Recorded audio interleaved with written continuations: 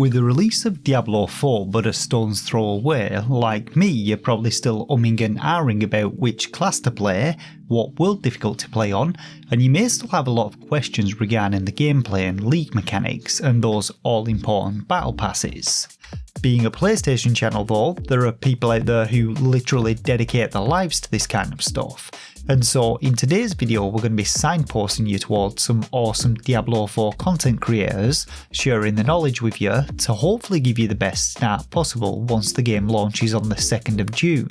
But a quick disclaimer here, some of this information will be subject to change as it comes directly from the beta experiences, so things like the class guides are very much theorycraft at this point, but a lot of it is backed up with solid evidence and should prove helpful nonetheless. With that said though, drop a like, subscribe for more PlayStation content, and let's get started.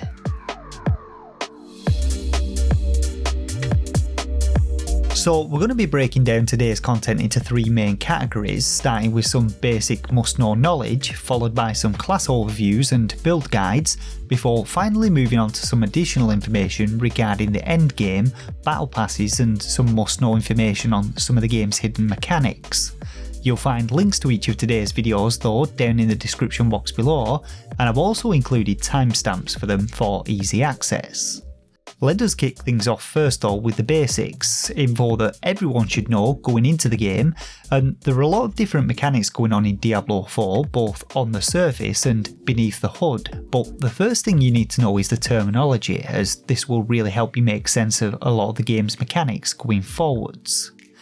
Now, content creator Riker pretty much has the ultimate guide to all of the game's fundamental mechanics, explaining everything from crowd control and lucky hit, to armour, damage reduction and a ton of different status effects, ability effects and ability mechanics. He gives some really detailed explanations in this video and it is a pretty long one, but if you're looking for a shorthand version, creator Matthias the Game has a fantastic rapid guide version which covers off a lot of them and also includes info on things like item types, renown and world bosses. It's an 8-minute long video and possibly one of the most helpful videos in today's roundup. Expanding on these concepts then, next up we have 30 tips and tricks from content creator It's Shatter and a roundup of tips and tricks taken from the beta published by MF Palatine, both of which provide invaluable information for anyone just starting out with the game who perhaps didn't get to experience the beta, and even to those who did like me, as there are a lot of things covered off in these videos which I wasn't actually aware of.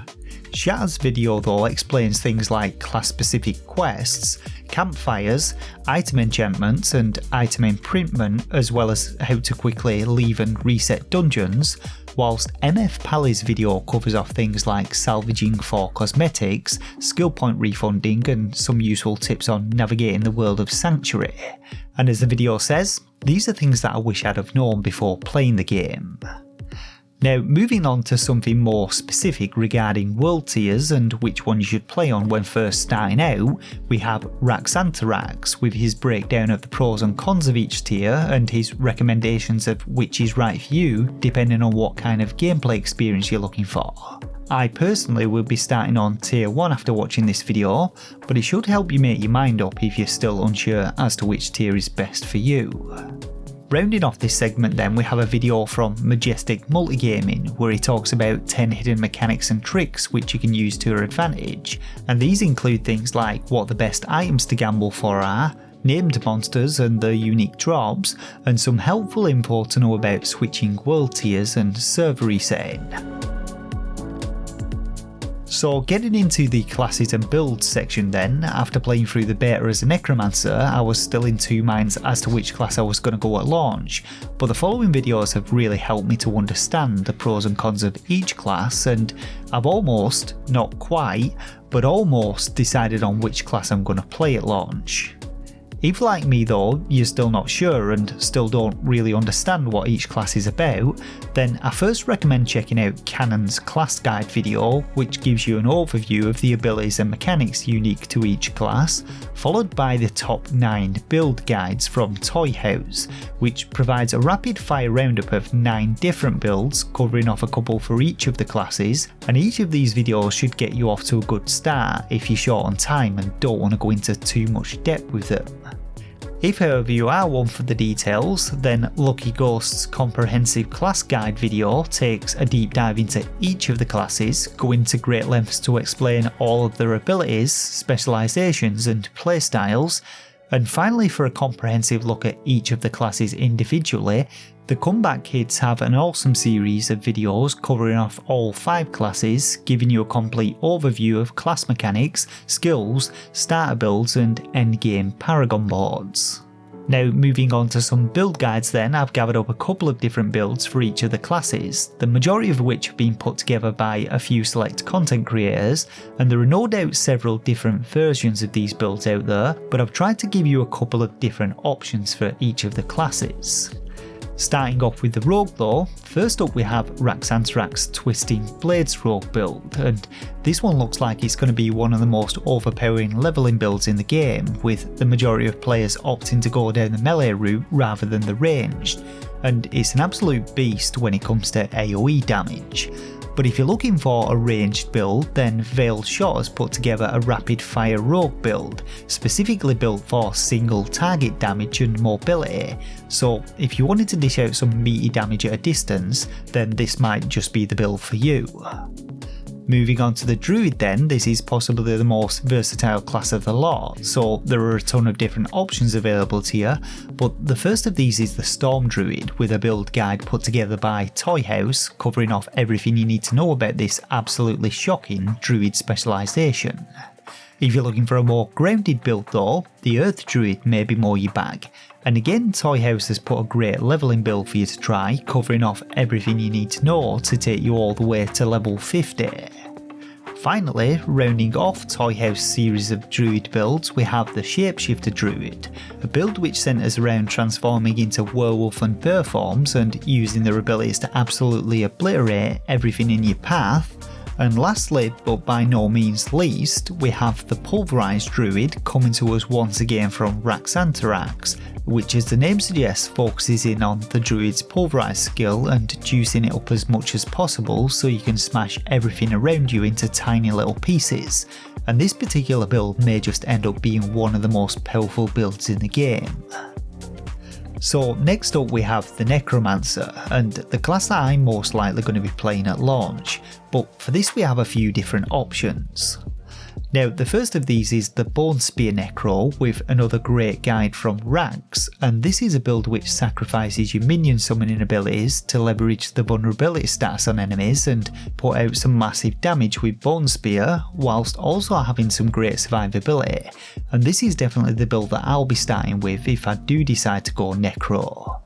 A couple more options for you though are firstly the Sanguine Tide build from Drybear Gamers, which focuses on generating blood orbs and using the Blood Surge and Blood Nova skills to dish out AoE damage to enemies whilst fortifying yourself, giving it some fantastic survivability. And finally, if you're looking for a minion based build and don't mind a bit of a slower early game and all that resummoning business, then the Necromancer Shadow Minion build by Luxlos looks like a great leveling build, looking to buff up those minions as you debuff the enemies and slow them, but there are some really great synergies with the shadow skills in this one, and it looks like a really fun endgame build.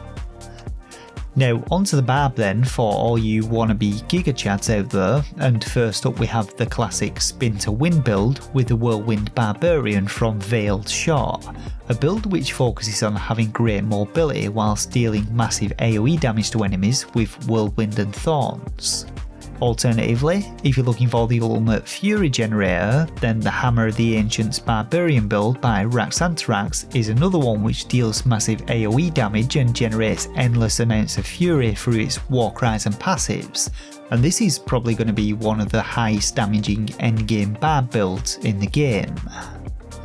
finally then, let's round things off with a couple of Sorceress builds, and both of these look absolutely fantastic. First up though, we have the Chain Lightning Sorceress from Raxanthrax, an absolute powerhouse of a build which has you striking multiple enemies with Chain Lightning and setting them ablaze with Firebolt's enchantment. He's got some monstrous mana regen and healing abilities thanks to this enchantment, further increasing its damage potential and survivability.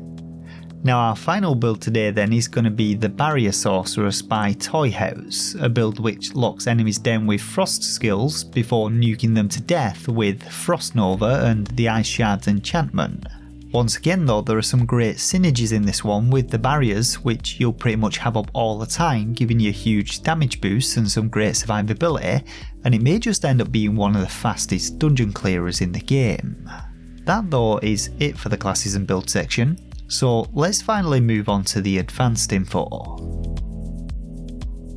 Now this section is going to be taking a deeper look into some of the more advanced mechanics of the game, which are not only going to help you out throughout the leveling grind, but also as you move into the end game and start unlocking those Paragon points. And speaking of the Paragon system, our first video from Canon talks all about the Paragon board, covering off everything from the basic node structure and board progression, before moving on to the special rare and legendary nodes and details on how the leveling affects the board. But you're definitely going to want to watch this one before moving into the end game, as there are plenty of complexities to it, and if you set it up wrong, you're definitely going to be hurting your build in the long run. Now, if you're wondering about Diablo's endgame and what to expect from it, Riker got a chance to sit down with the devs and talk over some of the endgame mechanics, and he also got to play a bunch of different endgame builds and experience some of the endgame content. This included things like the Capstone and Nightmare dungeons and endgame activities such as Helltides and the Tree of Whispers, but it's a really interesting watch if you want an insight into what Blizzard has in store for you. On the subject of stores though, Riker also got to talk about the in-app purchases in Diablo 4, including the item shop and those all-important battle passes. And in his video on the subject he breaks down the different types of battle passes and how they work, and talks about seasons, how they work and how they affect gameplay. Another super informative video though that's well worth a watch. Now moving on to some invaluable information about the game's hidden mechanics, first up we have Wadijo's video on the hidden power of Blacksmith upgrades, and this is one that's really going to help you to make smart decisions when choosing which weapons to upgrade and which ones to salvage. The focus of the video though is on gear tiers and how item power actually affects the stat rolls of them, and it's definitely one to watch if you're looking to maximise your power and ensure you're getting the best possible gear for your build as you work your way through the game and into the end game. Now following on from this, Goblin Ink's video on the secret damage mechanics talks about how damage is calculated in the game and how different damage types fit into different buckets which interact with one another either additively or multiplicatively. But after a ton of community testing, Wadijo recently followed up on this video, going into a ton more depth about the bucket theory and presenting the results of the findings. So if you're wanting to learn how to really boost your damage and what the stats are that you should be focusing on, then these two videos should really help clarify what you should be doing. Finishing up then, we have a few different tools for you, which admittedly you're going to need a PC to access, but these are super helpful if you can do so. First up though, we have the Diablo 4 skill tree and Paragon board planner over at d4planner.io, a fantastic tool which allows you to assign skill points to map out your build and assign aspects to gear slots, and a comprehensive Paragon board planner where you can plan out your Paragon board placement and link up different board combinations. An alternatively and slightly more polished version of this can also be found over at d4builds.gg, where you have another fantastic planner tool with a lot of the same features, including a bunch of different meta build templates for you to take a look at. Both of these tools are still being worked on, but great for those looking to plan ahead and play around with different builds without having to pay for respecs. Now our previous tools also include an interactive world map, however I'd say that mapgenie.io trumped them both in terms of its overall quality and functionality. This map of Sanctuary though allows you to toggle map markers on and off which show the location of pretty much every key point of interest in the game, and while admittedly it's still only the beta area that has been mapped out, the rest is sure to follow once the game goes live.